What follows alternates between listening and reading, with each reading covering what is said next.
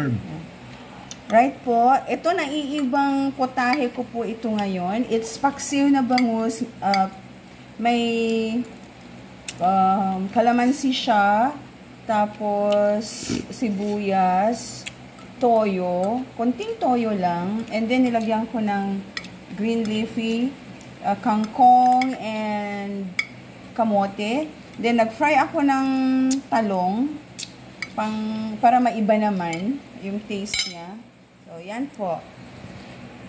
Salamahan niyo po kami. This is our dinner. Pero of course, meron pang taho dito. Tahong. And yung leftover na kangkong. Oh, ito meron pa dito. If you like.